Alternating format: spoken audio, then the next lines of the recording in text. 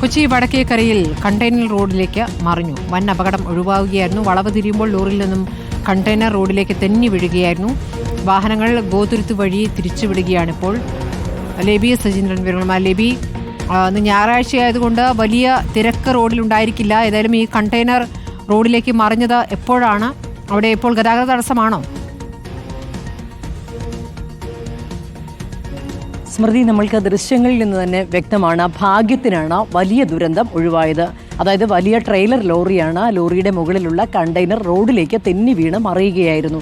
ആ ഭാഗത്ത് ഏതെങ്കിലും രീതിയിൽ യാത്രക്കാർ പോകുന്നുണ്ടായിരുന്നെങ്കിൽ അവരുടെ മേലേക്ക് അത് പതിക്കുമായിരുന്നു. ആ രീതിയിൽ വലിയ അപകടമാണ് ഒഴിവായത്. ഞായറാഴ്ച ആയതുകൊണ്ട് വലിയ തിരക്ക് റോഡിലില്ലാതിരുന്നത് ഭാഗ്യമായി എന്ന് തന്നെ വേണം കരുതാൻ.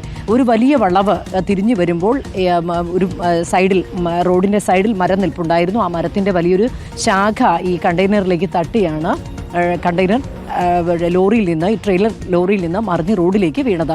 രണ്ട് കാര്യമുണ്ട്. ഈ കൊച്ചിയിലെ ഏതാണ്ട് എല്ലാ റോഡുകളിൽ നിന്ന് തന്നെ ഇത്തരത്തിൽ കണ്ടെയ്നർ വഹിച്ചുകൊണ്ടുള്ള ട്രെയിലർ ലോറികൾ പോകുന്നതാണ്.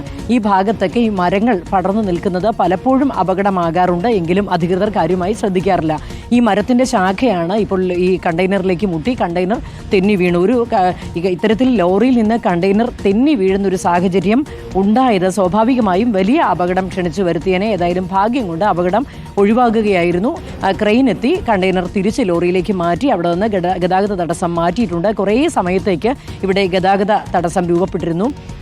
ഈ വടക്കേക്കര സ്റ്റേഷന്റെ പരിധിയിലാണ് അപകടം രാവിലെ ഉണ്ടായത്. അതേ തുടർന്ന് മണിക്കൂറുകളോളം ഗതാഗത കുരുക്കുണ്ടായിരുന്നു. ഗോതുരുത്ത് വഴിയും മുനമ്പം വഴിയും റോഡ് ഗതാഗതം തിരിച്ചുവിട്ടിരുന്നു. ഏതായാലും ഇപ്പോൾ ആ സ്ഥിതിഗതികൾ ഏതാണ്ട് നോർമലൈസ് ചെയ്തിട്ടുണ്ട്, സാധാരണ നിലയിലേക്ക് വന്നിട്ടുണ്ട്. സ്മൃതി. ശരി, ലേബി സജീന്ദ്രനാണ് വിവരങ്ങൾ നൽകിയത്.